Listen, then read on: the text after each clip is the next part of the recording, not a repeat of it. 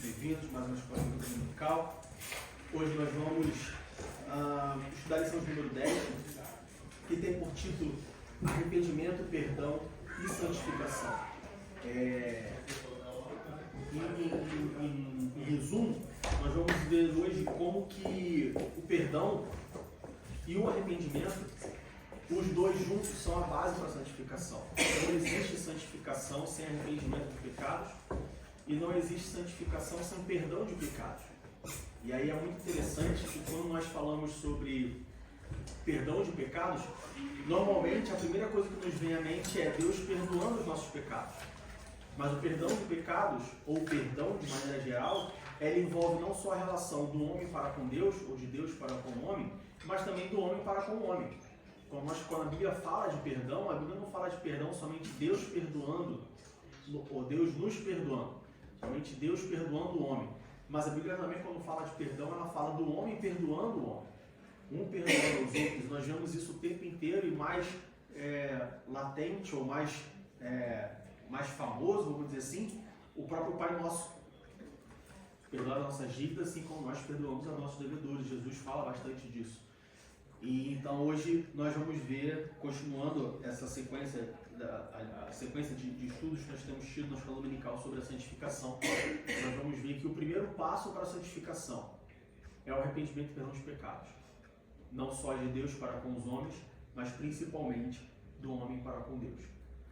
É uma condição única, vamos dizer assim, é a primeira condição para a santificação. Nós já vimos sobre o que é a santificação, já vimos a importância de santificação, já vimos como viver em santificação e vamos continuar vendo mais a fundo. Mas é importante a gente sempre lembrar que o primeiro passo para se viver uma vida santificada é se arrepender dos seus pecados para obter perdão, e para obter perdão nós também temos que perdoar uns aos outros. Então e essa parte especificamente é uma que normalmente nós esquecemos, porque muitas das vezes, ou na maioria das vezes, perdoar é difícil. Eu imagino que ninguém fale que perdoar é fácil. Perdoar não é difícil, é possível, mas é difícil, né? Então é uma coisa que nós, como humanos e como filhos de Deus e como alguém que busca perdão de pecados, ou pelo menos deveria buscar perdão de pecados e principalmente viver em santificação, temos que não só aprender, mas praticar todos os dias da nossa vida. O nosso texto base se encontra em 1 João, capítulo 1, do verso 7 ao verso 10, que eu queria pedir para os irmãos abrirem a Bíblia para nós lermos juntos. 1 João, capítulo 1, do verso 7 ao verso 10.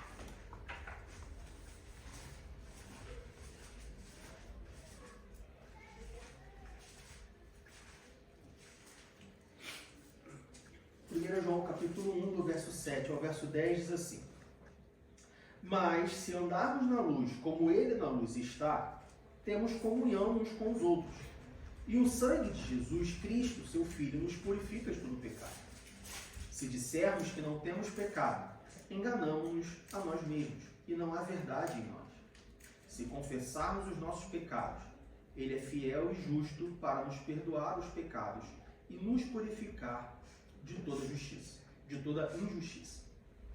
Então, como nós podemos ver no capítulo 1 da primeira carta de João, João é muito enfático, João é muito claro, dizendo que, olha, nós precisamos de perdão. Todos nós pecamos, e aí a gente pode fazer uma certa divisão, onde o crente, ele não vive, ou pelo menos não deveria, né? O salvo, o convertido, ele não vive no pecado, mas ele peca. Uma coisa é você viver no pecado, outra coisa é você pecar. São coisas diferentes. Quando nós olhamos para a Bíblia, nós vemos que o ser humano, o homem, ele já nasce em pecado. A partir que ele se arrepende, que ele aceita Jesus como seu suficiente Salvador, nós vimos isso também no início da revista, que o sacrifício de Jesus ele é poderoso para nos libertar do pecado. Ou seja, agora o homem ele não vive mais no pecado. Mas isso não significa que ele não peca mais. Então, o primeiro passo é a gente entender a diferença entre viver no pecado e pecar. Viver no pecado é aquela pessoa que o pecado é parte natural, ou não natural, porque o homem nasce em pecado, mas viver em pecado é quando o pecado é parte integrante da sua vida. É uma coisa cotidiana, uma coisa normal, uma coisa comum. É uma coisa que você faz que não te acusa a consciência, vamos dizer assim, uma coisa que você faz que você nem sabe que faz. Uma coisa tão natural. Alguém aqui se dá conta de quanto de água que bebe por dia?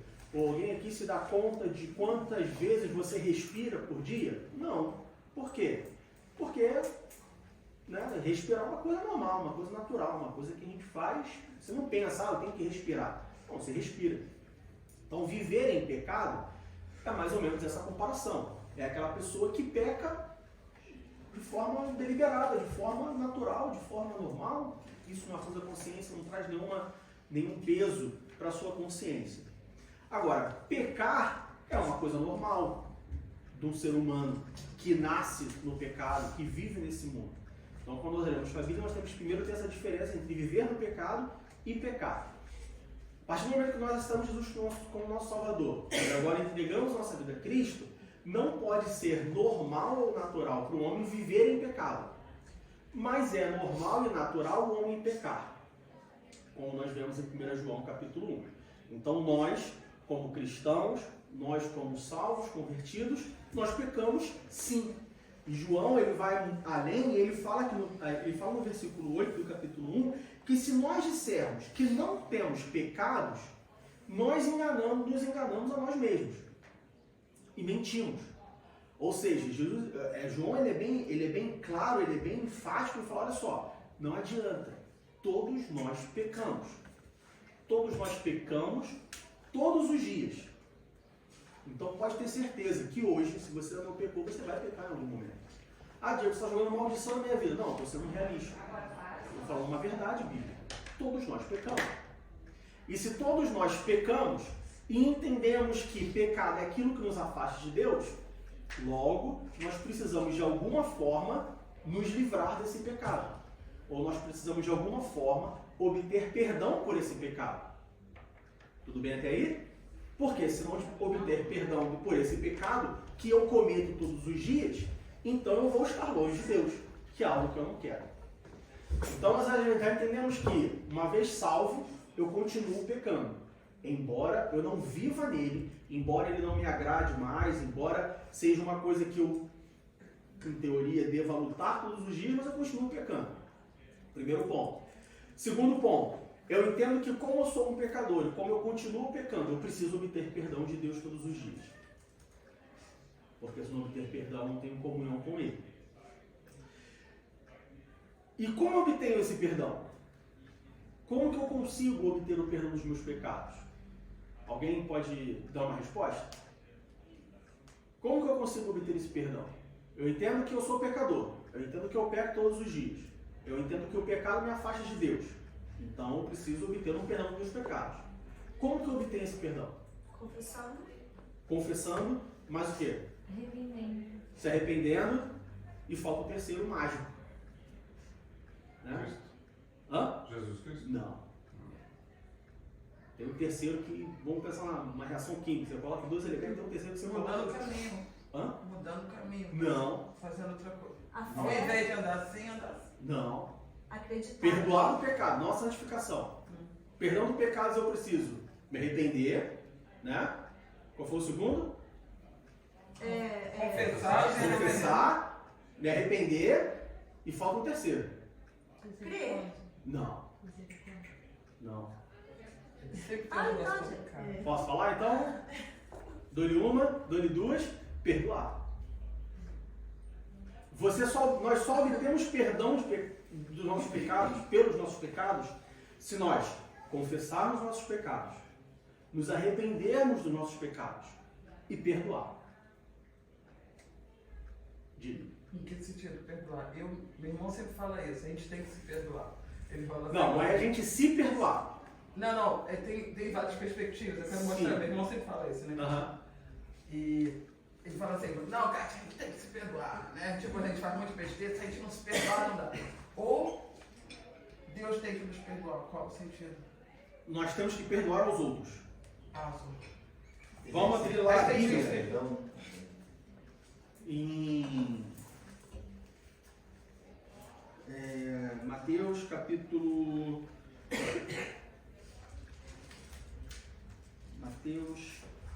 6, versículo 12. O que está escrito em Mateus capítulo 6, versículo 12?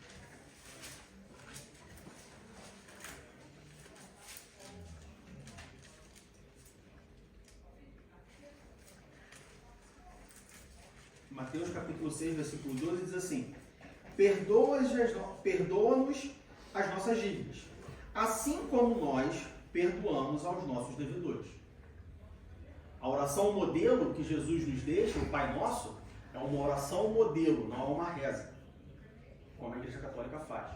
Ah, então está errado o cristão recitar o Pai Nosso? Recitar sim, orar o Pai Nosso não. Qual é a diferença entre recitar e orar? Recitar é você meditar, você decorar aquilo e aquilo virar o seu mantra, né? Aquilo virar a sua... Não saio de casa sem falar o Pai Nosso. Não, aí você está fazendo da forma errada. Está fazendo a coisa certa da forma errada. A coisa certa é porque você está falando uma oração, ou recitando uma oração, palavras de Jesus.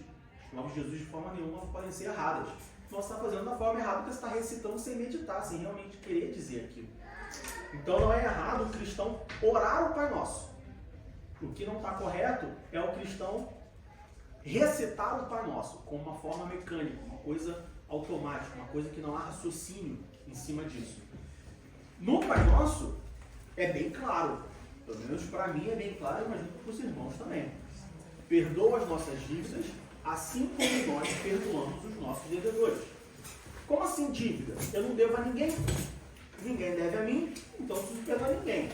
Aí a gente tem que entender que no contexto bíblico, no contexto judaico, dívida significa pecado. No Novo Testamento, quando nós encontramos, não só no Novo Testamento, na Bíblia de forma geral, quando nós encontramos o termo dívida, né, na maioria das vezes, esse termo dívida ele significa pecado, ele significa um débito que você tem. E aqui em Mateus capítulo 6, versículo 12, no Pai Nosso, quando fala perdoa as nossas dívidas, perdoa-nos as nossas dívidas, Jesus está falando, olha, perdoa os nossos pecados, assim como nós perdoamos aqueles que pecam contra nós, vamos dizer assim, ou aqueles que fazem coisas contra nós. E aí o pulo do gato aqui é assim como, da mesma forma, da mesma maneira, da mesma medida, com o mesmo peso. E aí a gente vai ver mais a fundo que isso, como sempre, faz uma palavrinha só, faz toda a diferença no contexto geral. Diga. Eu gosto da versão NTLH dessa passagem. Na versão das crianças fala: perdoa as nossas ofensas, assim como perdoamos aqueles que nos têm ofendido. É melhor ainda do que dívida, fica muito mais evidente, né? Pois é, exatamente isso. Depende do momento, né? Ofensas. Como assim? Eu acho que quanto maior você vai crescendo, mais problema você tem, dívida de dinheiro. Aí você, né? Eu vou te... Entendeu? Aquela coisa... Uma vez eu vivi uma situação, eu vi com esse menino na universidade aqui, a gente estava na feira de desemprego, a gente se divertia procurando emprego, e eu vi que o sapato dele estava furado, e eu fui de 50 euros para ele, com misericórdia. Esqueci, o cara nunca mais apareceu. Um dia eu estava na universidade, ele estava no computador, estava lá, brincando, eu cheguei no pescoço dele e falei, cara, vai 50. Mas no momento que eu peguei, eu falei brincando, mas eu falei, cadê meus 50 euros? Eu peguei assim, né? Eu falei por trás, falei, cadê meus 50 euros? E eu me lembrei de todos os meus pecados, de quantas pessoas me emprestaram dinheiro, quanta gente me pagou comida, E foi ali que eu vi, entendeu? Aí eu digo passivo. Aí, na hora que eu fiz assim, de brincadeira com ele, aquilo me tocou de uma tal maneira que eu lembrei todas as minhas dívidas que eram muito mais de 50 euros. E eu digo aí, talvez não de ofensa, mas nesse momento eu lembrei A do dívida dinheiro. fala alto, né? Foi, né? E Isso que você, isso que aconteceu com você, a gente pode dizer assim que foi a representação, a encenação em vida do credor incompassível, foi exatamente isso. Ele foi perdoado de uma dívida grande e cobrou uma dívida pequena. Não estou falando que você cobrou. não, Com uma brincadeira. Mas não você sei queria se os você 50. gostou, eu não estava esperando. Foi uma brincadeira e tal, mas que te tocou e de certa forma te trouxe a memória sobre, olha tudo que já fui perdoado, tudo que já me foi me dado e me foi perdoado, porque ninguém me cobrou, né? E é isso. Bom, então a gente, mais pra frente, a gente vai ver o que significa esse assim como. Vamos ver mais isso a fundo. Mas antes, vamos dar um passo para trás e entender sobre a necessidade de arrependimento na santificação. Por que eu preciso me arrepender para me santificar?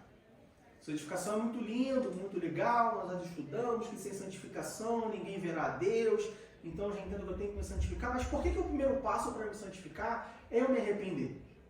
Bom, para a gente entender essa necessidade de arrependimento para a santificação, primeiro a gente precisa entender a necessidade de santificação, que a gente já falou sobre isso em algumas aulas aqui. Mas nunca é bom, nunca é demais a gente relembrar. A santificação da vida do cristão, e aí a gente tem que falar sobre isso, que muitas pessoas entendem, crentes entendem, e aí, claro, só pode ser crente, porque quem só pode ser cristão, porque quem não é convertido, o ímpio, ele não sabe o que é santificação, ele não tem ideia, ou ele tem uma ideia completamente errada de santificação. Mas às vezes, muitas pessoas dentro da igreja têm essa mesma ideia do ímpio em relação à santificação. Muita gente entende que santificação significa perfeição. Porque faz uma associação, santificação, então é tornar santo. Se uma coisa é santa, essa coisa é perfeita. Então, se eu tenho que me santificar, eu tenho que me aperfeiçoar, e uma vez que eu sou santo, eu vou ser perfeito. De certa forma, sim, se você trouxer isso, aplicar esse conceito em relação a Deus, é certo. Deus é santo, ou seja, ele é perfeito. Jesus veio ao mundo, mas ele também era Deus, ele era homem, e ele era santo, e Jesus era perfeito. Sim, legal.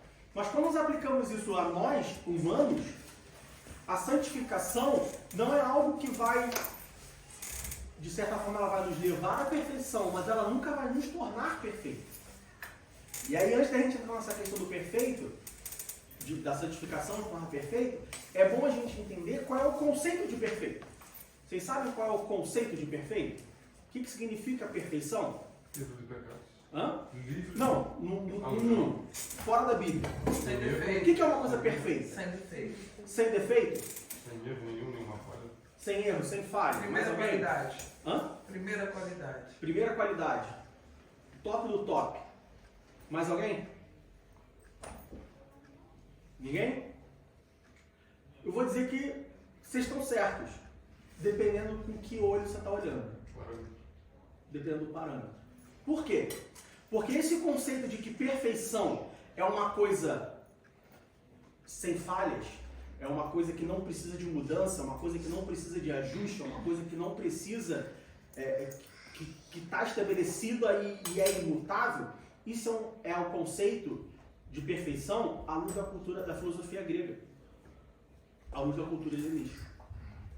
Quando a gente muda o parâmetro, quando a gente muda o ângulo de olhar, e eu paro de olhar com referência à cultura grega, e eu passo a definir a perfeição aos olhos da cultura judaica, por exemplo, que é a cultura que regia os ensinamentos de Jesus Cristo, a perfeição na cultura judaica é algo relativo. A perfeição na cultura judaica é algo moral.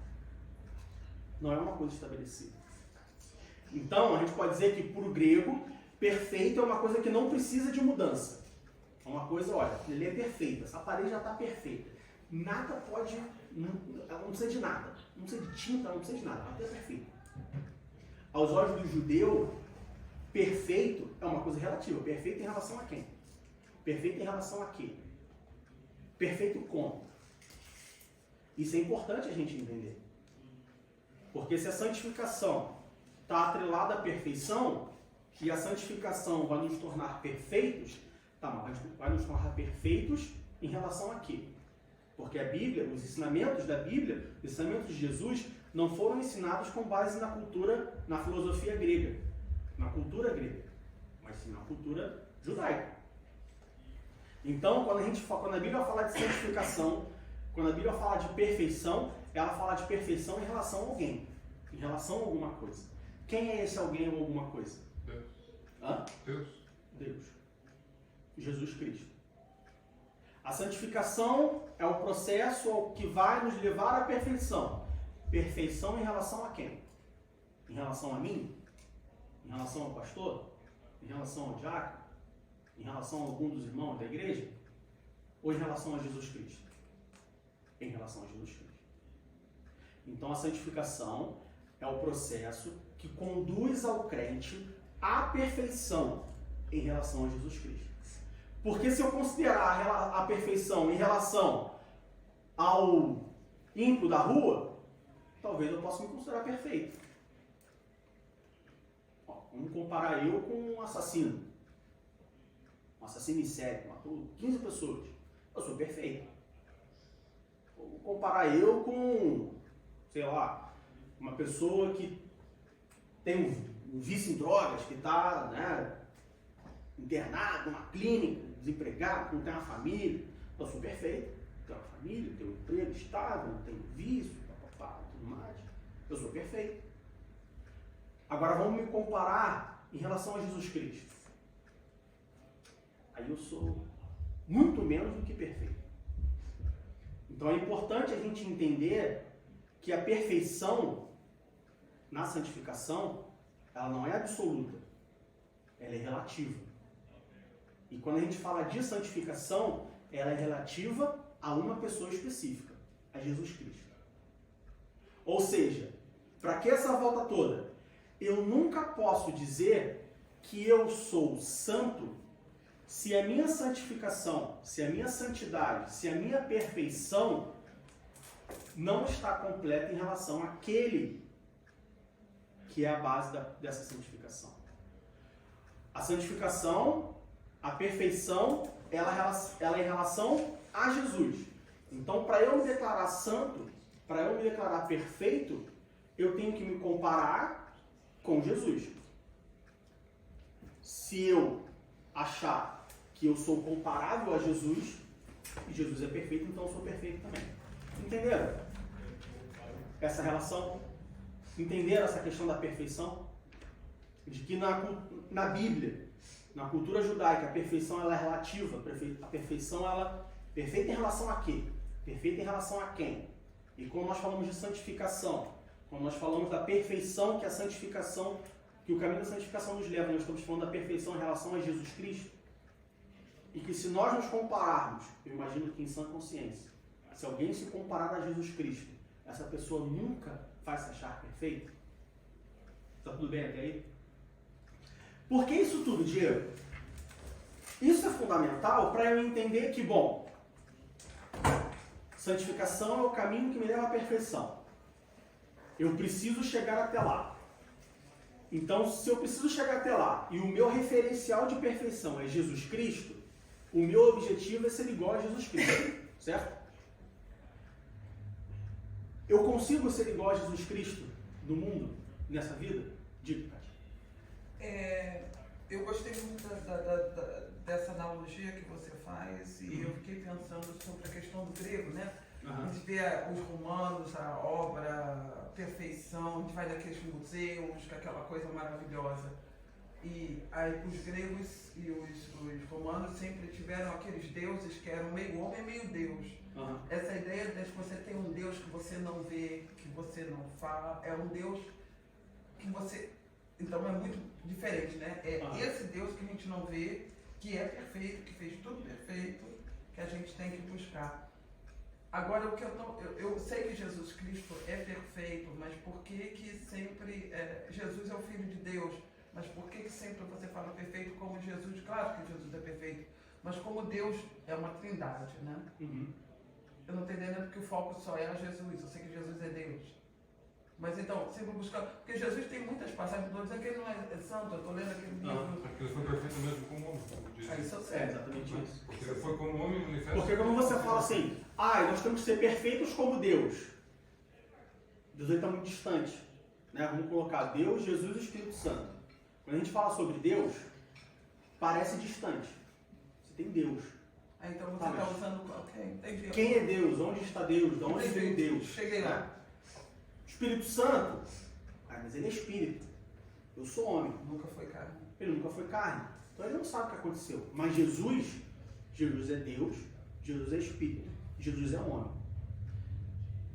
Não é isso, mas é como se fosse isso. Jesus, ele é o elo que nós conseguimos nos relacionar. Jesus é o elo que nós conseguimos nos comparar. Nosso parâmetro de comparação. Eu não posso me comparar como Deus, porque Deus criou tudo. Eu não consigo criar nada. Eu não posso me comparar com o Espírito Santo, porque o Espírito Santo habita em nós, porque o Espírito Santo ele é Espírito. Eu não sou Espírito. Mas eu consigo, claro, a gente não consegue se comparar a Jesus, mas a gente consegue nos referenciar a Jesus, porque Jesus era um homem. Jesus veio ao mundo. Entendi. Jesus sofreu as tentações. Entende? Por isso que nós... Não, entendi. Então, Jesus é o nosso padrão de santidade, Jesus é o nosso padrão de perfeição. Eu preciso alcançar a perfeição, então eu preciso buscar ser igual a Jesus. Nós conseguimos ser igual a Jesus? Não conseguimos? Mas abra sua Bíblia em 2 Pedro capítulo 1, versos 3 e 4. 2 Pedro, desculpa, capítulo 1, versos 3 e 4.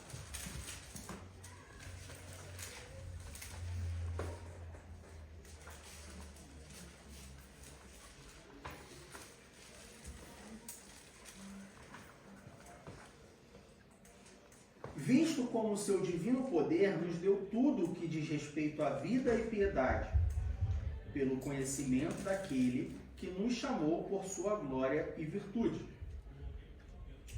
Ou seja, o cristão, a gente pode dizer que ele é coparticipante da natureza divina.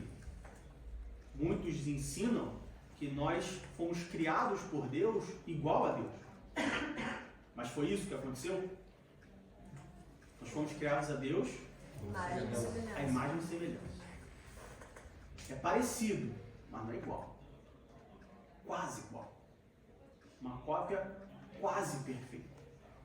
Versículo 4. Pelas quais ele nos tem dado grandíssimas e preciosas promessas, para que por elas fiqueis participantes da natureza divina, havendo escapado da corrupção que pela concupiscência há no mundo.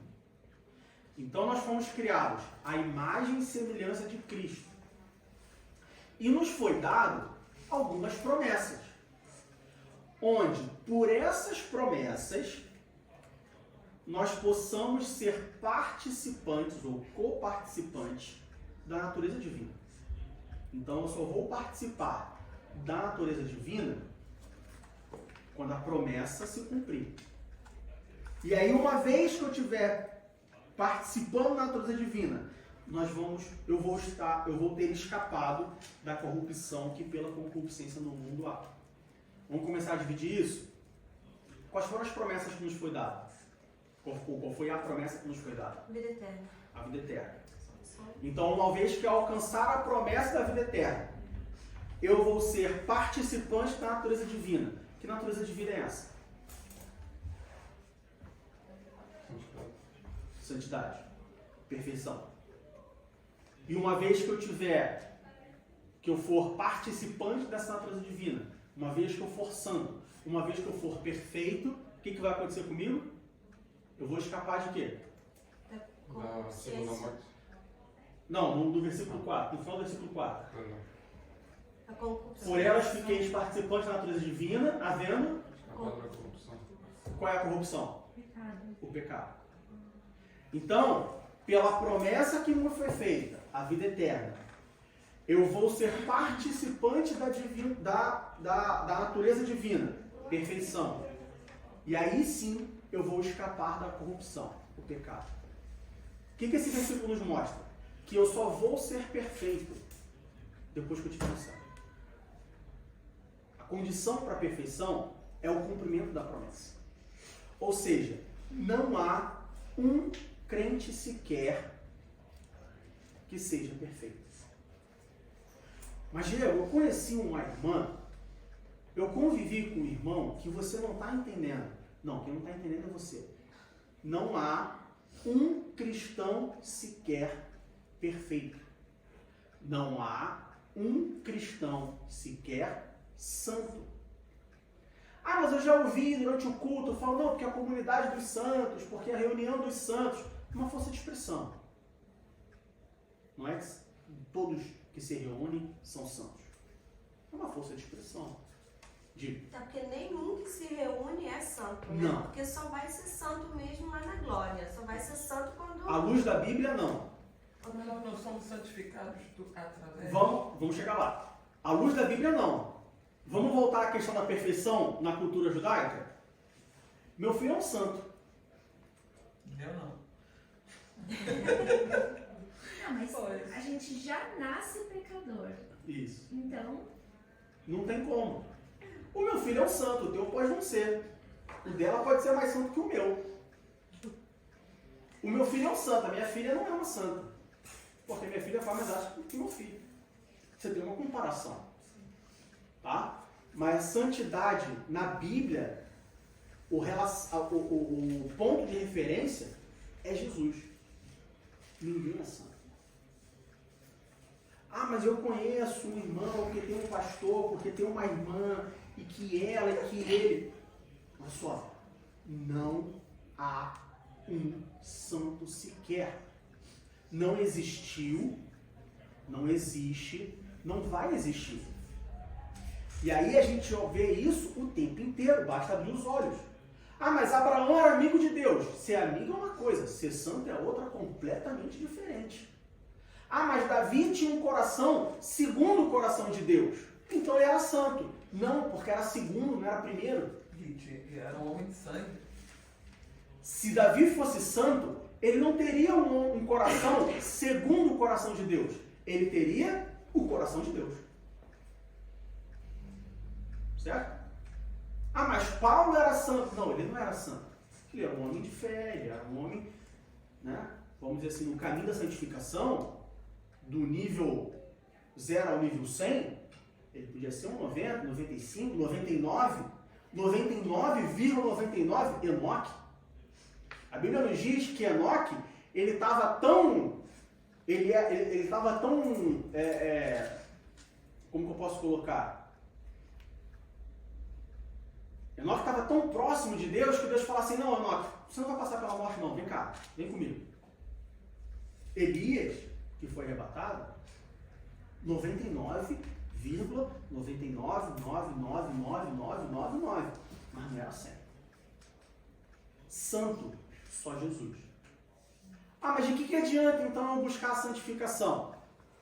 2 Pedro, capítulo 1, versículo 4. Pelas grandíssimas e preciosas promessas. Por ela vamos ser participantes da natureza divina, havendo escapado da corrupção. Só quando se cumprir a promessa. Entenderam que todos nós precisamos de santificação? Tudo bem até aí? Entendem também que nenhum de nós somos santos? Então, como que eu consigo a santificação? Bom, para a gente entender como que a gente consegue a santificação, a gente precisa entender que cada um tem o seu método para chegar à santificação. E, Diego, já começou aí com uma teologia meio diferente. Todos os caminhos levam a Cristo. Não. Calma. Nem todos. Nem todos. Tem caminho que leva para o inferno. A maioria dos caminhos leva para o inferno, só um caminho leva a Cristo. Mas, todos nós somos indivíduos individuais, vamos colocar assim. O que isso significa? Que nós somos diferentes. Eu sou diferente dele, diferente dela. Ah, mas claro, homem e mulher. Não, somos diferentes como indivíduos. Todos nós temos características. todos nós temos talentos, todos nós temos habilidades, todos nós temos personalidades que nos diferem um dos outros. E isso não é uma coisa ruim, isso é uma coisa boa, porque Deus nos criou assim. E Deus criou alguma coisa ruim? Não. Ah, mas tem um que é mais explosivo que o outro. Isso é uma coisa ruim? Não, isso é uma coisa boa. Imagina se todos nós fôssemos calmos. Imagina se todos nós fôssemos explosivos. Então, não coloque as personalidades, os talentos, as habilidades, as características de cada indivíduo como uma coisa ruim. Porque elas acontecem, elas foram criadas por um Deus bom. O ruim não são as habilidades, o ruim não são os talentos, o ruim não é a personalidade individual de cada um. O ruim é a falta de autocontrole, a falta de domínio próprio de cada um. Que é uma coisa que, se você viver em santidade, o Espírito Santo, através do fruto do Espírito, produz em nós.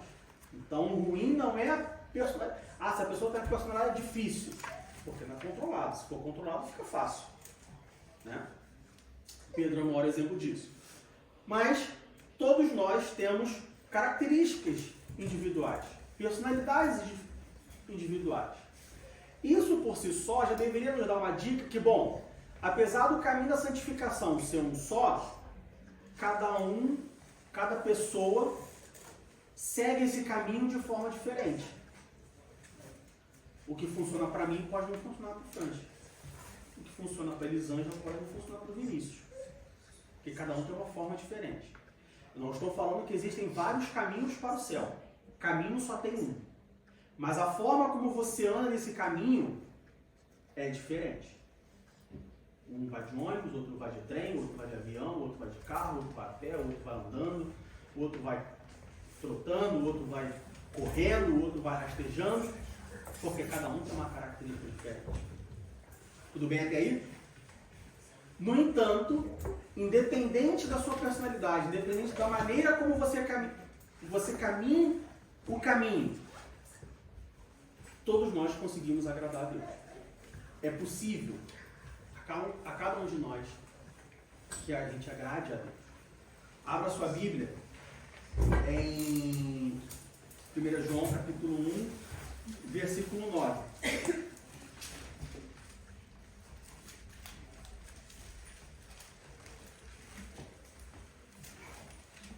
1 João capítulo 1, versículo 9, diz assim: se confessarmos os nossos pecados, Ele é fiel e justo para nos perdoar os pecados e nos purificar de toda injustiça.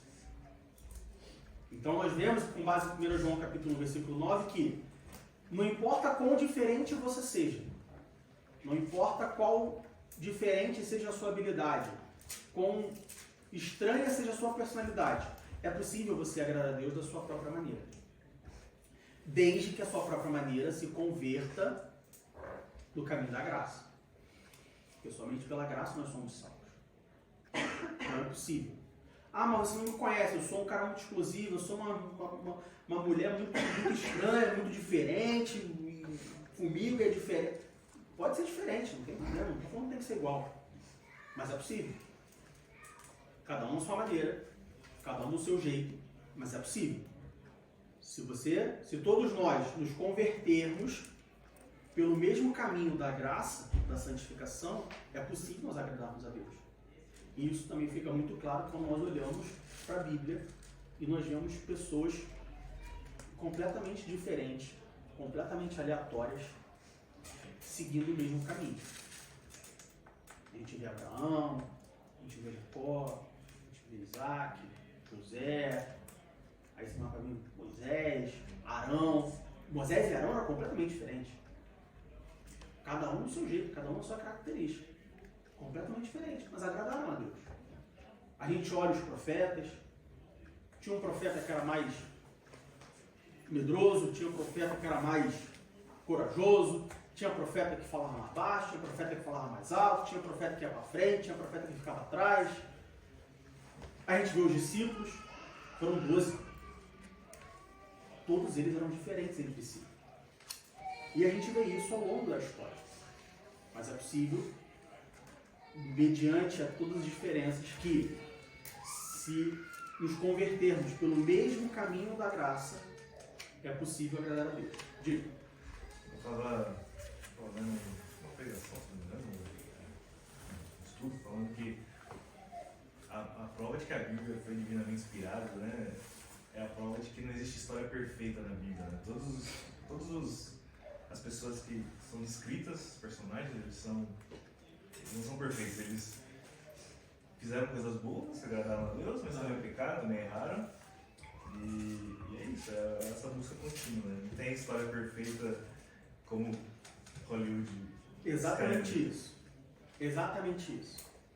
É possível agradar a Deus? É possível. Mas também é possível desagradar a Deus. E esse balanço, ele é importante. Não estou falando de um equilíbrio perfeito do Thanos lá nos Vingadores, não. Estou falando que esse balanço, sabermos que nós podemos agradar a Deus, que é possível agradar a Deus, mas que nós naturalmente o desagradamos, é importante. Porque isso nos deveria nos levar à reflexão diária de que, bom, ontem eu agradei ou desagradei a Deus? Ah, eu agradei. E hoje? Eu agradei ou desagradei a Deus? E amanhã? Eu agradei ou desagradei a Deus?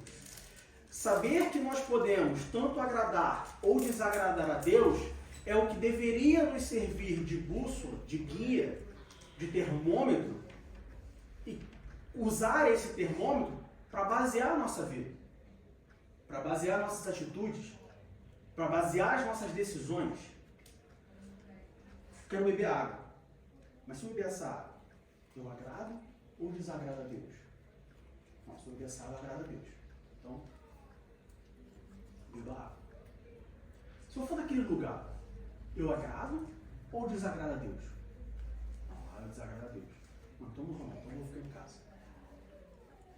O que muitos cristãos fazem é: eu já agradei a Deus, então eu posso fazer o que eu quiser. Não. Fuja desse pensamento. Fuja dessa linha de atuação. Não é porque você fez algo que você não precisa fazer mais alguma coisa. Porque a santificação nos leva à perfeição. E a perfeição, ela é absoluta? Não. Ela é relativa. Então não é porque você já agradou a Deus que você não precisa fazer mais nada. Você tem que continuar agradando a Deus. Porque 2 Pedro capítulo 1, versículo 4 diz o quê?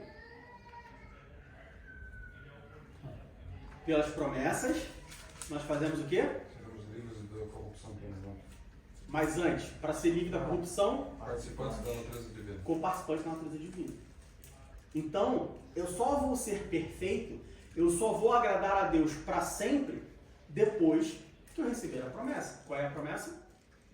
Participação da natureza divina, santidade. Não, qual é a promessa? Vida eterna. Vida eterna. Eu só vou ser perfeito depois que eu for salvo. Depois que tiver completa a minha salvação. A nossa salvação é completa no momento que nós aceitamos a Jesus? Não. A salvação ele é um estado. Eu hoje posso estar salvo. Amanhã eu posso não estar.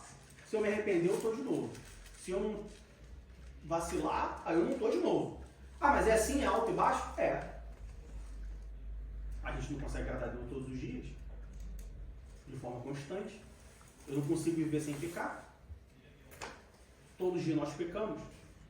Então, isso nos mostra que todo dia nós precisamos buscar agradar, nós agradamos ou desagradamos a Deus. Para eu estar no caminho da santificação, para eu ser salvo, eu preciso agradar a Deus. Então, todo dia eu tenho uma escolha. Toda ação eu tenho uma escolha.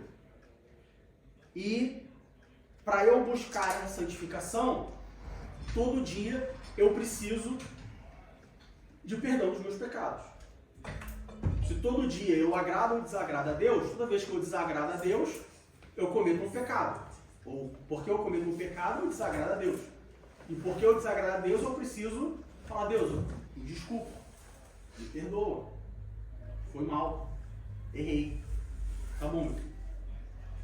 Você se arrependeu, eu fico grato. Eu fico feliz que você se arrependeu. Vai lá, volta e não faz de novo. Então, aconteceu uma coisa diferente aí. Aquele pecado eu não cometi, mas eu cometi outro. Pode me arrepender? Pode me perdoar de novo? Entende? É uma coisa diária, uma coisa constante. E qual é o primeiro passo para a santificação? É o arrependimento. Eu gostei muito do tema santificação. Eu concordo que que eu tenho que me santificar e eu vou buscar todos os dias me santificar. A primeira coisa que tem que fazer é se arrepender. Não existe santificação sem arrependimento. Não existe. O primeiro passo para a santificação é o arrependimento. Arrependimento de quê? Quem pode dizer? Pecados. Arrependimento de pecado. Nós já vimos que todos nós somos pecadores. Não existe um santo sequer. Nessa igreja, na outra igreja. Mas essa igreja aqui não tem santo, então vamos procurar outra. Procura mesmo. Não vai ter também. Vamos procurar outra. Mas na igreja na Alemanha não tem santo, então vai para a igreja na Itália. Mas lá também não tem santo, então vai para a igreja então vai para a igreja de Marte. Lá também não vai ter santo. Não há um santo sequer.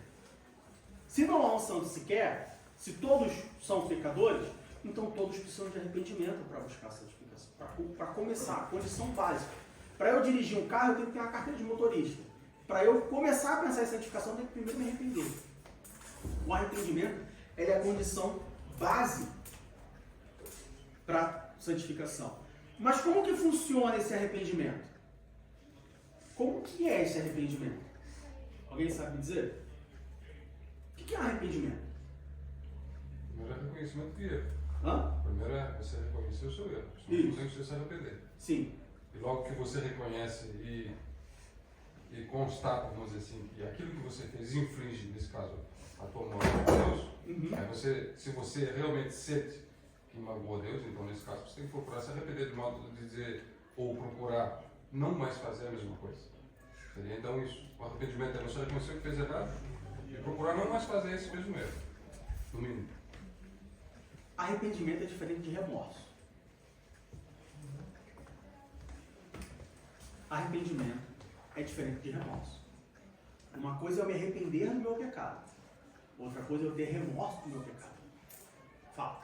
É que quando a pessoa se arrepende do pecado, provavelmente ela não comete mais. Exatamente. Qual é a diferença entre arrependimento e pecado?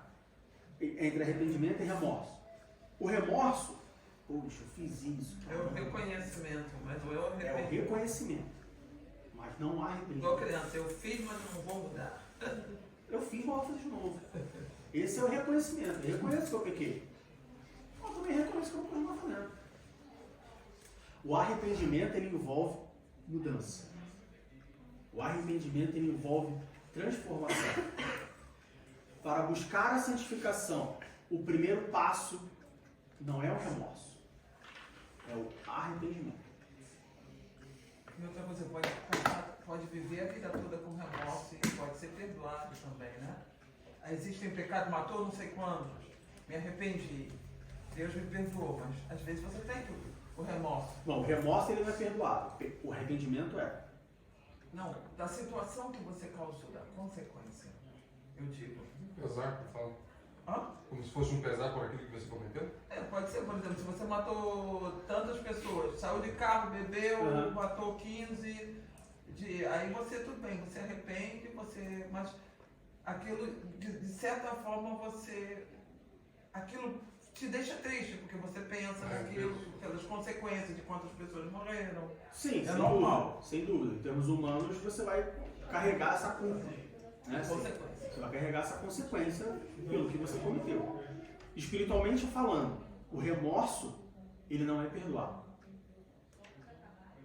O perdão de pecados não é com base no remorso, é com base no arrependimento. Sentir remorso pelo seu pecado perante Deus não significa nada. Agora me vê aquela passagem de Jesus quando vê que a mulher que foi pega em adultério. A gente já fala sobre ela. Guarda aí. Desculpa. Vai ser o terceiro ponto. A gente vai falar sobre ela. E olha que a gente não conversou antes, não. Tá vendo? Como Deus faz?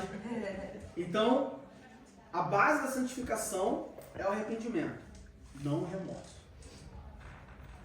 Eu quero seguir o caminho da santificação. Primeira coisa que você precisa, se arrepender dos seus pecados. Não sentir remorso deles.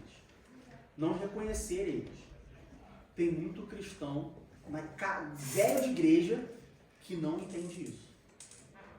Não adianta eu confessar os meus pecados. Não adianta eu reconhecer os meus pecados. Não adianta eu chorar porque eu pequei. Não adianta eu ficar sem vir à igreja porque eu pequei. Não adianta eu não conseguir falar com o meu pastor porque eu pequei. Isso não quer dizer nada. Você se arrependeu do seu pecado? Ah, não, me arrependi, mas você cometeu ele de novo no dia seguinte? Então você não se arrependeu. O que é o arrependimento? É você não fazer mais. Mudança de direção. É mudança de direção. No jargão cristão não fala o pecado acariciado? Como assim? Só diz aquele pecado acariciado, por exemplo. A gente sabe que não, glutonaria, ofensa, isso tudo não está escrito ali. Uhum. Mas você continua cometendo, pede perdão, vai de novo. É aquele Pecado de estimação. é aquela, né? Pecado de estimação. Você pediu perdão, mas pedir perdão e ser perdoado, existe um abismo chamado arrependimento.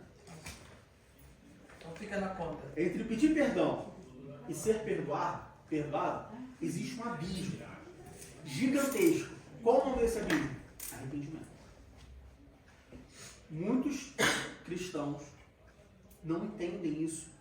Não é quando se converte, não é 5 anos depois, não é 10 anos depois, não é durante a vida.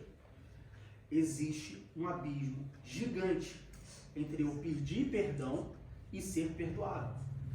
Muitos de nós pedimos perdão, mas nunca somos perdoados. Por quê? Servimos a um Deus mau? Não, porque para eu ser perdoado, eu tenho que me arrepender. E se arrepender é o quê? Parar de fazer. Ah, mas eu não consigo parar de fazer, porque é da minha natureza. Mas se você não se arrepender, não tem como. Quando a pessoa se arrepende, ela consegue. Se é do coração dela, ela consegue. Ela consegue. A tentação vai vir, mas não vai fazer. Ela consegue. Pegou todo mundo, vamos passar a mão para frente. Hã? Você pegou todo mundo aí, ficou todo mundo pensativo. Mas é justamente para isso. Eu sou, vamos voltar lá no início. Eu sou um ser humano, imperfeito, pecador. Para eu ter comunhão com o meu Criador, com um Deus perfeito, eu preciso parar de pecar e seguir o caminho da santificação. Qual o primeiro passo para seguir o caminho da santificação? Me arrepender. Se eu não me arrepender, eu não tenho como seguir o caminho. Se eu não tirar a carteira de motorista, se eu não pegar a minha habilitação, eu não posso dirigir. Então, primeiro é a habilitação. Para eu começar a seguir o caminho da santificação, a primeira coisa que eu tenho que fazer é me arrepender. Eu não tenho como seguir o caminho da santificação sem me arrepender dos meus pecados. E arrepender dos pecados é se arrepender. É largar o pecado. Ah, Diego, mas vamos lá. Entendi. Então, eu comecei o meu dia cometendo o pecado número 1. Para eu começar minha santificação, eu tenho que me arrepender do pecado número 1. Sim. Me arrepender do pecado número 1 significa não cometer mais o pecado número 1. Exato. Então significa que eu só posso cometer o pecado número 2. Isso. No dia seguinte você comete o pecado número 2. Mas para eu me santificar, eu tenho que me arrepender. Correto? Para eu me arrepender do pecado número 2, eu não posso mais cometer o pecado número 2. Exato. Então significa que no dia seguinte eu só posso cometer o pecado número 3. Muito bem. No terceiro dia, eu tenho que me arrepender do pecado número 3. Perfeito. Isso significa que eu não posso cometer mais o pecado número 3. Exato. Então, no quarto dia, eu vou cometer o pecado número 4. Muito bem. Quantos números naturais existem? Infinito. Mas isso parece que eu troco um saco pelo outro. Não, porque você não comete mais o 1, o 2 e o 3. Você comete o 4, o 5 e o 6. Eu acho que a tendência é o contrário, ao invés Eu ia botar o fator tempo no meio. Ah, Eu pequei número 1. Na realidade, ia demorar um dia, 2 horas, eu já tinha pedido perdão para o número 1 e eu para o número 2. sim. E assim, consequentemente, eu acho que talvez seria o fator tempo. Já não vai ser 1 hora, talvez seja 3 dias. Não, Entendeu? forma didática aqui. Mas Sim, a ideia é que. senão eu fica for- trocando pacotinho, entendeu? Não, Você me trocando dá um pacote- erro, eu te dou. Não, você, Um erro. você nunca, mas a ideia é você nunca voltar no 1. Você Sim, cometeu mas a ideia 1, da você se Bíblia- arrependeu do 1. Se você se arrependeu do 1 de fato, você não comete mais 1. Mas pecado é pecado. Não, pecado é pecado, sim. Mas são muitas Mas formas de posso pecado. dar um exemplo? Seria, por exemplo, assim, imagina que o pecado número 1 foi alguém que matou alguém. Aí ele se arrependeu. Isso. Para ele realmente ter se arrependido, ele nunca mais poderá voltar a matar Não vai matar alguém. Aí agora ele vai roubar. Aí ele se arrependeu de roubar. Então agora ele não mata mais um roubo. misericordioso, né? Hã? Deus tem paciência com ele, né? Quê? Isso não é mole, não. Mas só com ele que Deus tem paciência? Misericórdia. Mas só com ele que tem paciência? Não. O negócio não é mole, não.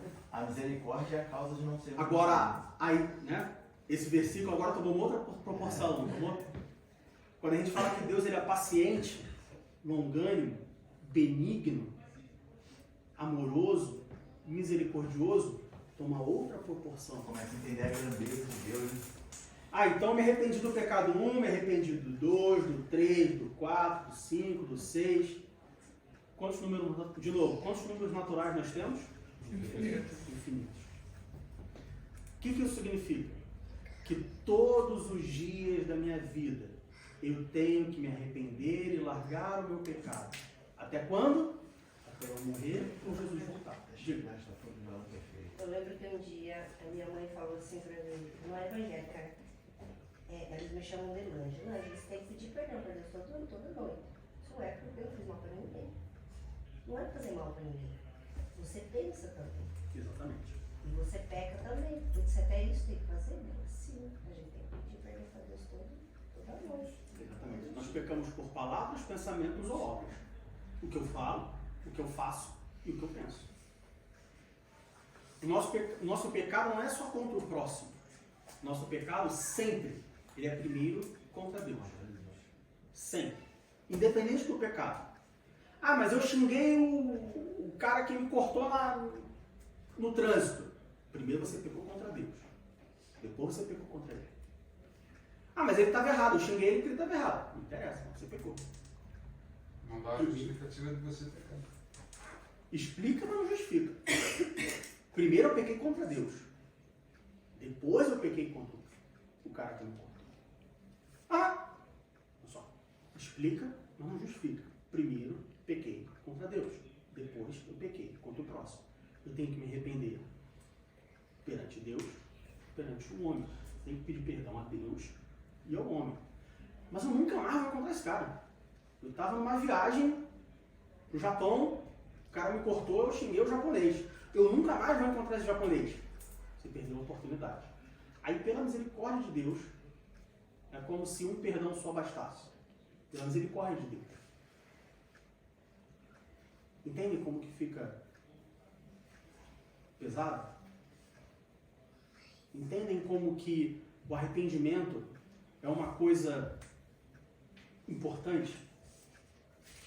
Entendem como que todos os dias nós precisamos pedir perdão pelos nossos pecados e nos arrepender dos nossos pecados? Entendem por que não é legal eu viver a minha vida do jeito que eu acho e quando eu tiver já vivido bastante, aí eu me volto para Deus? Quando eu achar que eu já curti a vida, quando eu achar que não, agora eu já estou velho, não tenho mais o que eu fazer, não consigo mais viver como eu gostaria, então agora eu vou me dedicar aos pés do Senhor. Não é assim que funciona a vida cristã.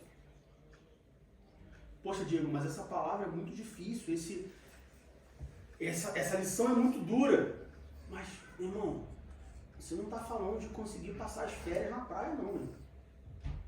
Você não está falando de conseguir passar uma semana no hotel. Você está falando de passar a vida eterna do lado de Deus.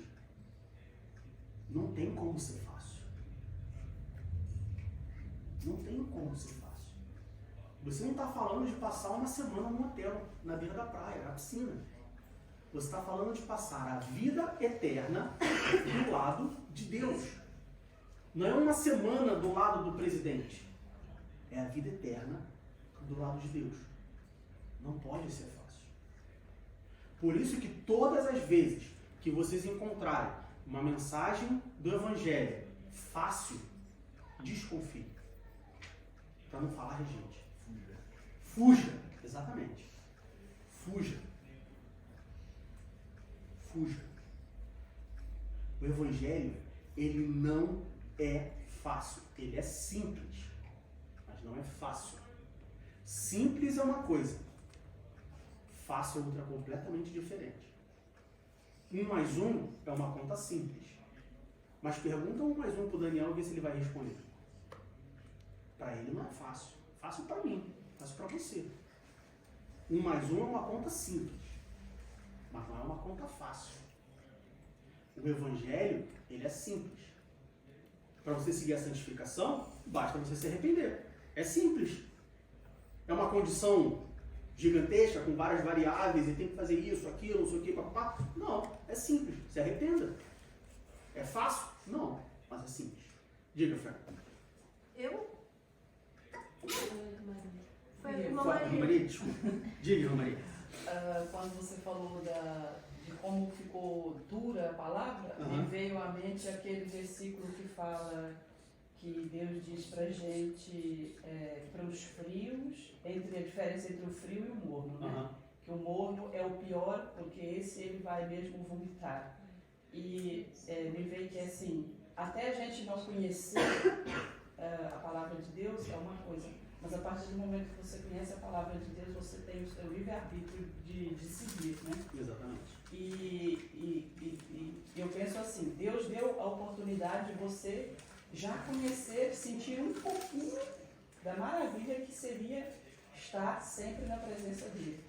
E aí como é que você olha para trás e vê todo mundo impuro, sujo, e você tem ali uma coisa tão preciosa, tão boa, e você mesmo assim consegue dizer não para isso e continuar naquele caminho sujo.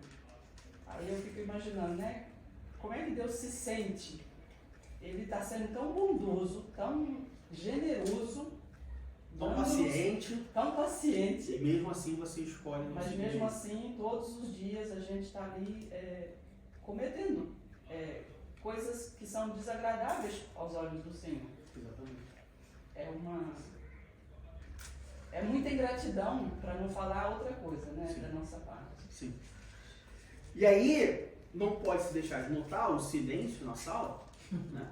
O elefante na sala, porque todo mundo claramente, né, bota a mão na consciência, eu espero, olha para dentro e fala assim, é melhor aproveitar o dia do sol, porque não tem nada mais para fazer. Só que a palavra de Deus nos diz, em 2 Coríntios capítulo 7, versículo 10, ela fala o seguinte, porque a tristeza segundo Deus opera arrependimento para a salvação, da qual ninguém se arrepende, mas a tristeza do mundo opera a morte. Você ficou triste com essa notícia? Um pouquinho. Mas se ficou triste segundo Deus ou segundo o mundo? Porque se você ficou triste segundo Deus, isso é uma boa notícia. Porque 2 Coríntios capítulo 7, versículo 10 diz que a tristeza segundo Deus opera arrependimento para a salvação. A gente está aqui igual no jogo do futebol, né? O segundo tempo é depois, né? Porque a gente está ouvindo a palavra. Então, se você ouviu isso e ficou triste, então você ficou triste para quem? Segundo quem? Porque a tristeza segundo o mundo, então, olha só, paz do Senhor, fica com Deus, ainda são 11h10, dá tempo de eu pegar um solzinho lá fora. Tchau e benção, te vejo semana que vem. A tristeza segundo Deus, fala assim, bom, então, meu irmão, eu tenho que redobrar as minhas orações, então eu tenho que mudar muita coisa na minha vida, me arrepender de muita coisa, porque eu achava que eu estava na metade do caminho e eu nem comecei ainda. A tristeza segundo Deus opera arrependimento para a salvação. 2 Coríntios, capítulo 5, versículos 14 e 15, diz assim: porque o amor de Cristo nos constrange, julgando nós assim, que se um morreu por todos, logo todos morreram. E ele morreu por todos, para que os que vivem não vivam mais para si, mas para aquele que por eles morreu e ressuscitou. É o que a irmã Maria falou. O amor de Cristo nos constrange. Porque ele morreu por mim. Porque Deus entregou a vida do seu único filho por mim. E mesmo assim, todos os dias eu escolho pecar contra ele. Todos os dias eu escolho fazer algo que eu sei que ele não gosta. Todos os dias eu escolho reconhecer, mas não me arrepender, porque aquilo que eu fiz é gostoso. Porque aquilo que eu fiz me agrada. O amor de Deus nos constrange.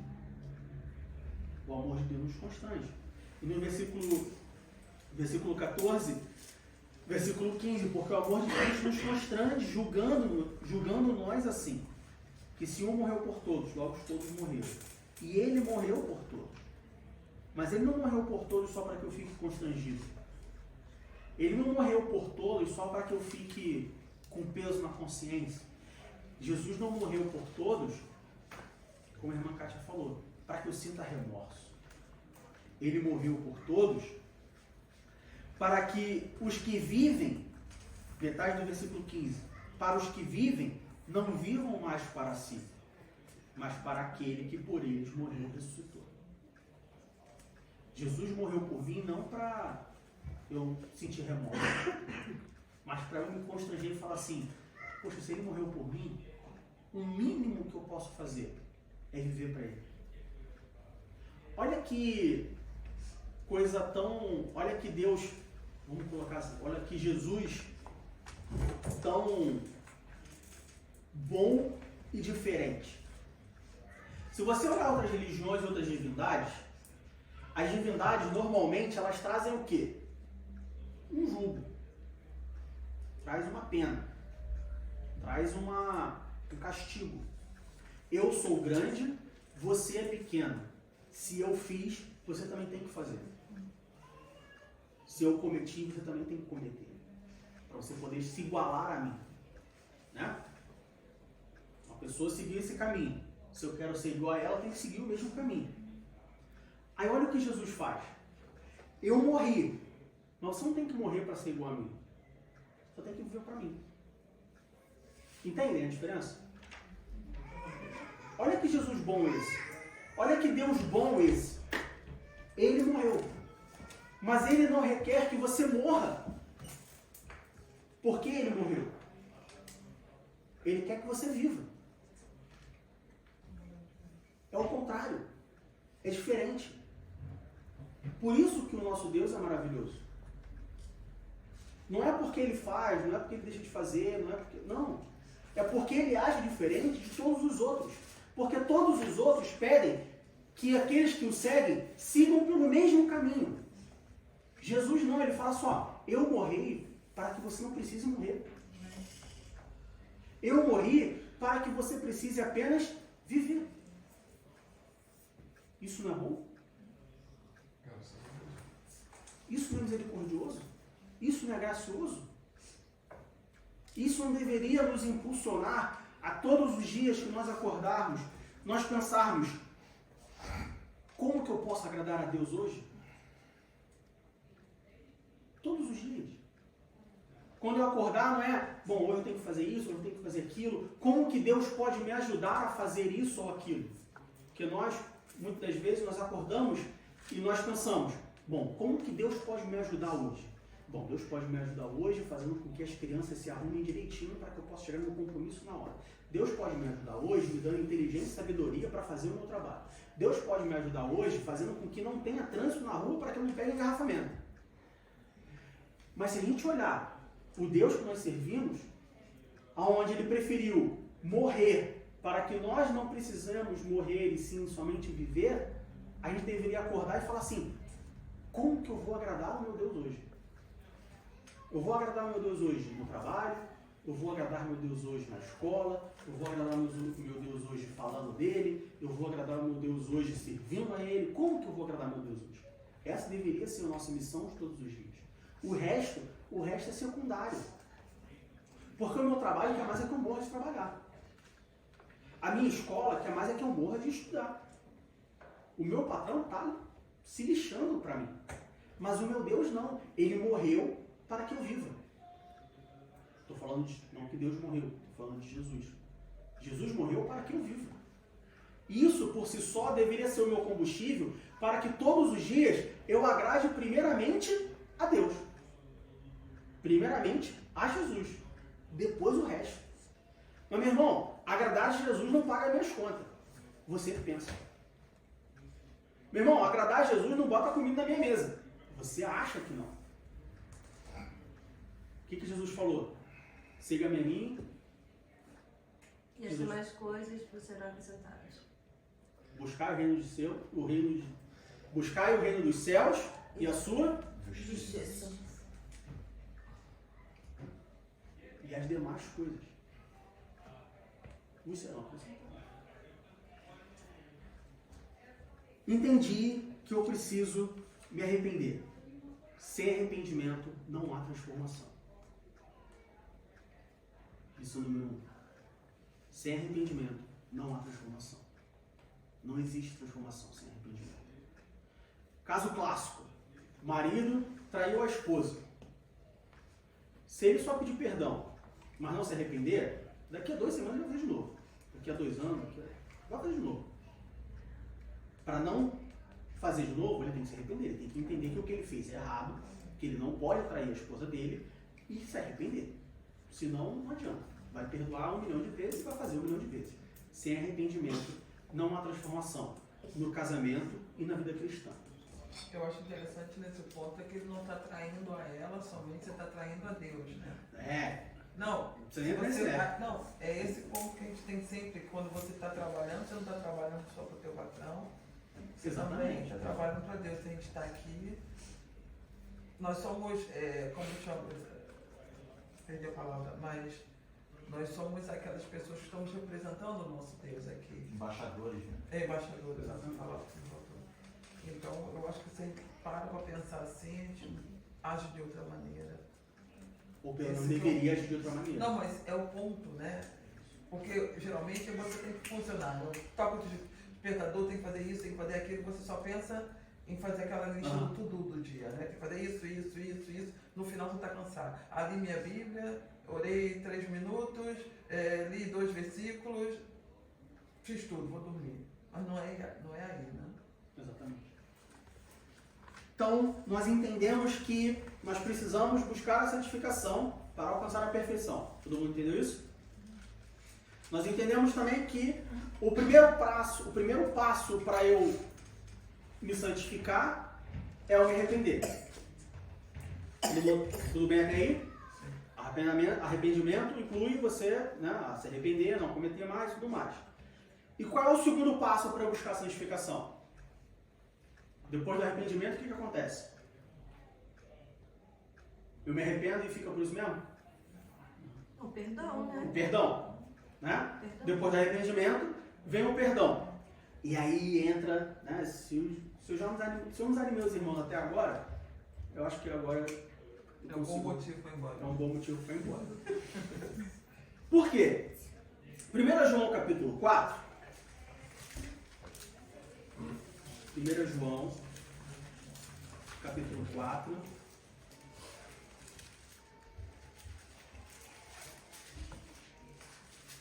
versos 17 ao 19.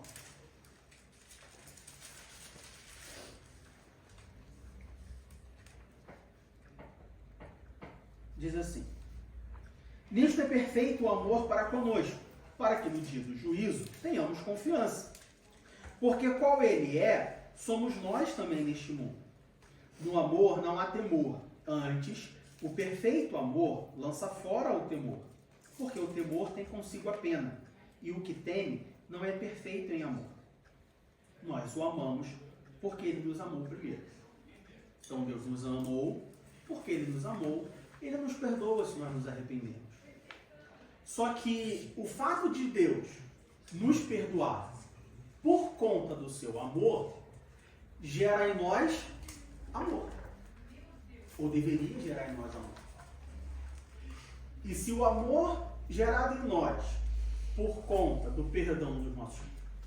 Se o amor é gerado em nós por conta do perdão dos nossos pecados, esse amor tem que gerar também o quê? Não. O amor tem que gerar o quê? Amor. Não. Perdão. Perdão. Deus nos amou primeiro. E porque Deus nos ama, Ele nos perdoa. Ele nos perdoa. E esse perdão gera amor. E esse amor tem que gerar o quê? Perdão. Perdão. Porque o amor perdoa. Lança fora tudo. Exatamente. Tudo. De novo. Deus me amou primeiro. E porque Ele me amou, Ele me perdoa se eu me arrepender. Só que esse perdão, ele tem que gerar em mim, ou ele gera em mim, amor. E esse amor gerado em mim, ele tem que gerar perdão. Ou seja, para eu começar a seguir o caminho da santificação, a primeira coisa que eu tenho que fazer é me arrepender. E se eu me arrependo e sou perdoado, esse perdão, ele gera amor. E esse amor tem que gerar perdão. A gente pode perdoar a Deus? Eu posso perdoar a Jesus? Por quê? Não cometeu nenhum mal. Porque ele não cometeu pecado. Mas eu posso perdoar o meu irmão, não posso? Porque eu sou Deus e perdoo o meu irmão? Não. A gente não perdoa pecados. A gente perdoa ofensas. Ou seja, o que eu quero dizer com isso? Da mesma forma como eu preciso de perdão, eu preciso perdoar. Se nós não perdoarmos, o ciclo de perdão, ele é quebrado. Como assim, Diego? Sinto te informar. Perdão é uma via de mão dupla. Eu dou para receber. Mateus capítulo 6, versículo 12. Mateus capítulo 6, versículo 12.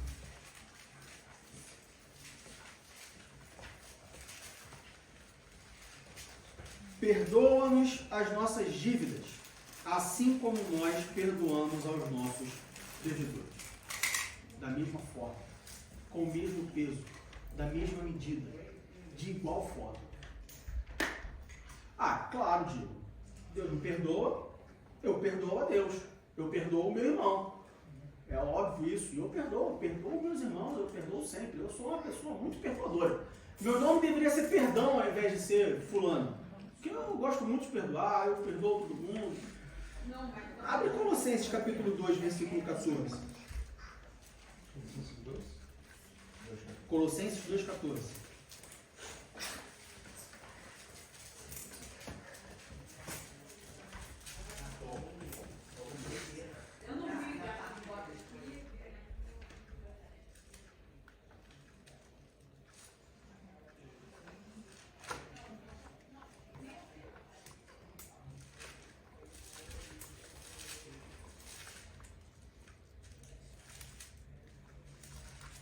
Colossenses 2,14 e depois 1 João capítulo 1, versículo 7. Colossenses 2,14 diz assim: havendo riscado a cédula que era contra nós nas suas ordenanças, a qual de alguma maneira nos era contrária, e atirou do meio de nós, cravando-a na cruz. Ou seja, existia uma cédula, existia uma nota, existia um papel contra nós. Ele pegou esse papel, não tem papel aqui, né? Ele pegou esse papel e rasgou. Não existe mais. Acabou. Rasgou o papel. Não tem mais valor. 1 João capítulo 1, versículo 7. Mas se andarmos na luz, como ele na luz está, temos comunhão uns com os outros. E o sangue de Jesus Cristo, seu Filho, nos purifica de quantos pecados? Todos. Quantos pecados? Todos. Só alguns? Não, todos.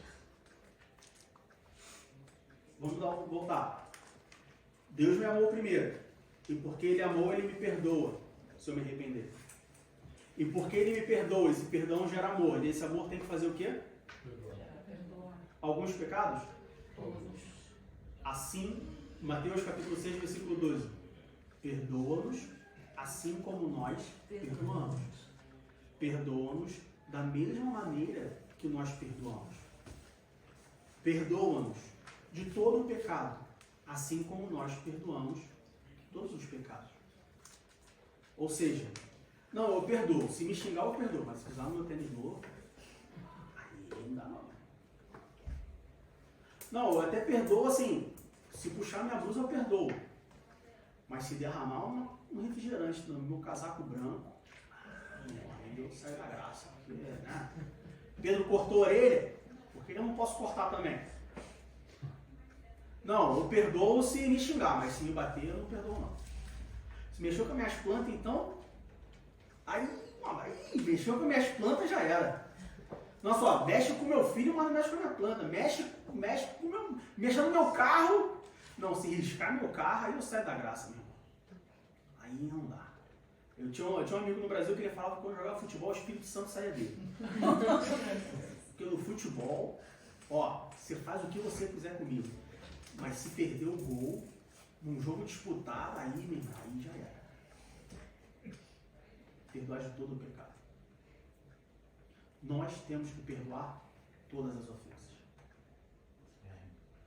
Não importa se é meu amigo, não importa se não é meu amigo, não importa se é da minha igreja, não importa se é de outra igreja, não importa se é da Assembleia de Deus, se é da Batista, se é da Deus Amor, se é da Universal. Não importa se quem me ofendeu é crente ou ímpio. Vamos voltar lá em Mateus capítulo 6, versículo 12? Vê se a Bíblia de vocês está igual a minha. Mateus capítulo 6, versículo 12. Diz assim: perdoa-nos as nossas dívidas, assim como nós perdoamos aos nossos Devedores. E depois devedores tem o quê? Ponto. Devedores, ponto. Não diz devedores convertidos. Não diz devedores brasileiros. Não diz devedores alemães. Não diz devedores assembleanos. Não diz devedores batizados. Não diz devedores pastores. Não diz devedores irmãs. Não, se for irmão, perdoa. Se for irmão, eu parto para a briga. Não, devedores. Ponto. Ponto. Qualquer devedor. Qualquer dívida. Você pede perdão a Deus somente pelos pecados que você pensa? Deus, me arrependo dos meus pecados que eu pensei hoje. Me perdoa os que eu pensei. Os que eu fiz não, isso aí deixa rolar, porque fiz mesmo. É assim que você ora? Deus, me perdoa os pecados que eu fiz. Porque esse realmente eu fiz, deliberado, então me perdoa. Mas os que eu pensei, eu só pensei, Deus. Então isso aí, é assim que você ora? Eu vou fazer um acordo. Hoje eu oro só meia.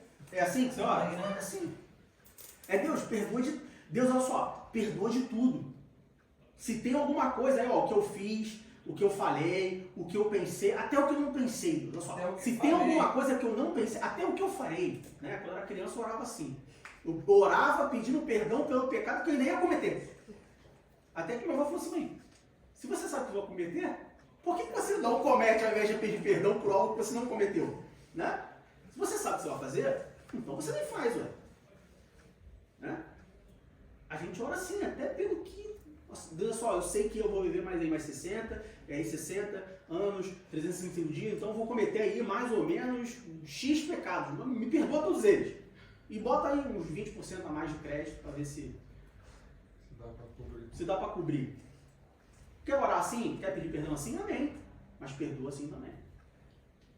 O pisão, o xingamento, o soco, a fofoca, O olhar de desprezo. o olhar de desprezo, a humilhação. Poxa, aquele irmão me humilhou, aquela irmã me humilhou, porque aquela irmã fez fofoca na minha vida. Perdoa. Porque você também já fez fofoca de alguém. Você também já humilhou alguém. Você também já pisou em alguém.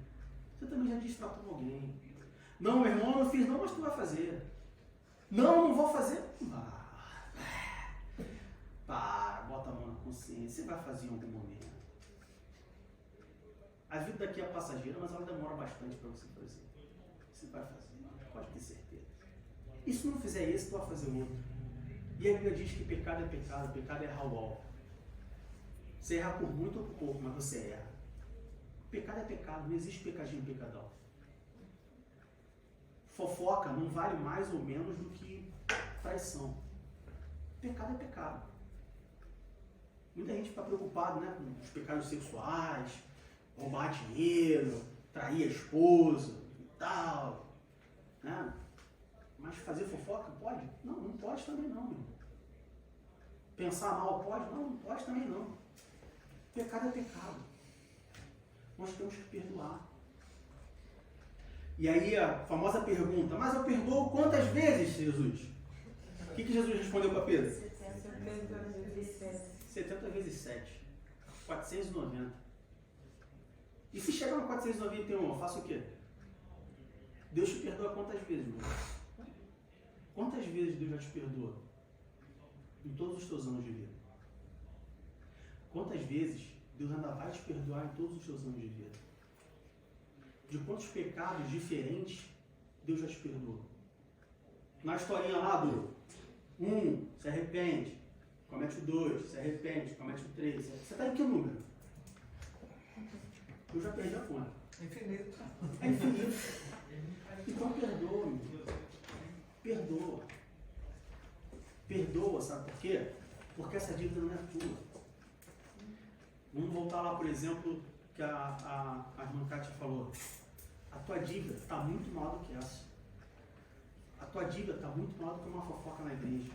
A tua dívida está muito maior do que um pisão. A tua dívida está muito maior do que... Então perdoa. Porque se você não perdoar, você não vai ser perdoado. Veja bem, não vai ser perdoado. Não vai. Então perdoa. É melhor perdoar do que não ser perdoado. Aí vamos para a Bíblia. Nós temos lá 2 exemplos. Zaqueu, Lucas capítulo 19, versículo 1 ao 10. Zaqueu era um publicano, cobrador de impostos, queria ver Jesus, sobe na árvore, Jesus passa e fala, Zaqueu, desce que hoje vou na tua casa. Os fariseus, né? Absurdo! Isso é um absurdo! Como Jesus? Vai para casa de um publicano e tal, papapá. Aí o que diz no versículo 8, capítulo 19 de Lucas? Lucas 19, versículo 8. Lucas 19, versículo 8. O que diz lá? E levantando-se Zaqueu, disse ao Senhor, Senhor, eis que eu dou aos pobres metade dos meus bens, e se em alguma coisa tenho defraudado alguém, o restituo quadruplicado. Zaqueu se arrependeu. Ele se arrependeu pelo que ele fez, e se arrependeu até mesmo pelo que ele não fez. Ele pediu perdão pelo que ele fez e pelo que ele não fez. Às vezes, a gente só quer pedir perdão pelo que a gente faz. Não, isso aqui eu peço perdão. A pastora aqui eu não peço não. Não fiz. Mas isso aqui eu não pedi perdão. E se alguma coisa tenho defraudado, eu restituo quadruplicado. Não tem problema. Ele deu metade para os pobres. E do que ele não tinha feito, ou não se lembrava, ele retribuiu quadruplicado. E às vezes a gente, não, até aqui é meu, mas a pastora aqui eu não perdoo não. Não, o pastor perdoa porque o pastor, né, tem que perdoar. O irmão Frank, não perdoa não. Não, criancinha eu perdoo porque criança, novo convertido, então eu perdoo. Novo convertido eu perdoo, porque converteu agora, não sabe muito bem e tal. Mas aquele irmão lá, 50 anos de igreja, ele sabia que não podia fazer, ele não perdoou não. Não, perdoa qualquer um. Segundo exemplo que nós temos, João capítulo 8, do verso 3 ao verso 11. A mulher adulta, que foi o que a irmã Kátia deu o exemplo. A mulher adulterou lá. Aí o que o pessoal fez? O que os fariseus fizeram? Pegaram a mulher e levaram para o meio da roda para apedrejar a mulher. Já estava errado que não tinha que apedrejar só a mulher, tinha que ter uma mulher e um homem. Lá em Levítico, no capítulo 20, diz que o casal tinha que ser apedrejado. Seletividade. Às vezes a gente quer apedrejar somente a mulher. Ou somente um homem. Não, tem que apedrejar os dois, o homem e a mulher. Os fariseus só queriam apedrejar a mulher. Aí Jesus vai, se abaixa, começa a escrever e tal, quem tiver pecado, tira a primeira peça, por mês, todo mundo vai embora. Lá no versículo 11, o que Jesus diz? Nem eu também te condeno. Vai e não peques mais. Arrependimento. Ó, vai e não peca mais. A mulher se arrependeu. Jesus perdoou. Em ambos os casos, pessoas diferentes, com pecados diferentes, mas que obtiveram perdão de Deus. Que obtiveram graça perante Deus. Não importa quem você é, não importa qual é o teu pecado, não importa a sua personalidade. É possível obter graça. Desde que você perdoe. Tem que perdoar. A Bíblia diz, segui a santificação sem a qual ninguém verá o Senhor. Então eu preciso me santificar para ter a vida eterna. Eu tenho que me santificar para poder entrar no céu. Nós vimos hoje que, para eu começar a pensar em me santificar, a primeira coisa que eu tenho que fazer é o quê? Me arrepender.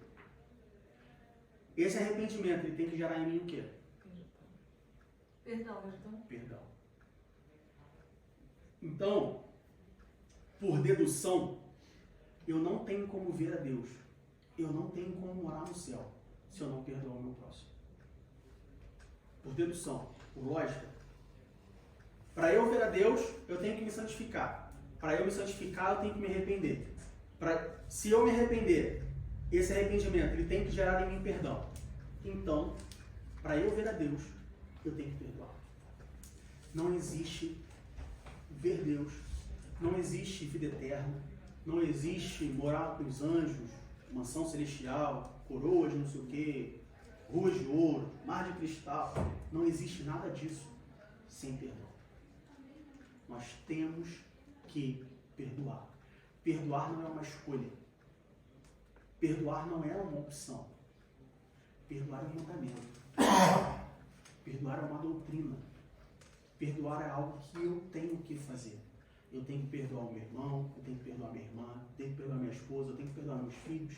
Eu tenho que perdoar a todos que se arrependem e pedem perdão. Ah, mas fulano eu sei que não se arrependeu. Tu conhece o coração dele? Ah, mas fulano pediu perdão da boca para fora. Você conhece o coração dela? Isso é Jesus agora. Você não sabe. Então, na dúvida, perdoa. Ah, mas ela se arrependeu. Ele se arrependeu, pediu perdão, eu perdoei. Daqui ele fez de novo. Então perdoa de novo. Ah, mas eu perdoei a segunda vez e fez a terceira. Perdoa a terceira. É 70 vezes 7, 490. Por minuto. Por minuto. É tudo tempo. Não cabe a você contar a quantidade de perdão, cabe a você perdoar. Contar quem conta aí é Deus. Mas nós temos que perdoar. Diga. Eu estou achando muito interessante o jeito que você está destrinchando, que é quase assim, meio pregação, né? É mudança de vida, né? Isso nos inquere a cada um, se a gente fosse sincero, cada um que ouviu aqui. Isso é total. Talvez muitos já vivam isso, aleluia pelos aqueles, eu não sou deles. Mas é um pouco mudança de vida, né? E me lembrou muito, tem uma passagem, eu não consigo lembrar, que Jesus começou a pregar e no final ele estava sozinho. Aí eu falei, daqui a pouco ele está Estou sozinho. Mas o evangelho, eu falei mais cedo, um pouco antes, que fuja do evangelho fácil. O evangelho é simples. E um dos efeitos que o evangelho tem que causar é mudança de vida. Ah, porque as igrejas, aí a gente fala, a igreja é parede preta e tal, não sei o quê, porque a igreja está cheia. Amém, legal, muito bacana, porque eu dou um trabalho em jovens, com louvor. Amém, maravilha, glória a Deus por isso. Mas é uma mudança de vida. Teve mudança de vida? Não teve? Então não é evangelho. Teve mudança de vida? Não teve? Então cai fora. Tem que ter mudança de vida. Tem que mudar alguma coisa. Alguma coisa. Por menor que seja, tem que mudar. Porque o evangelho é mudança de vida. Tem que mudar a vida. Que Deus abençoe em nome de Jesus.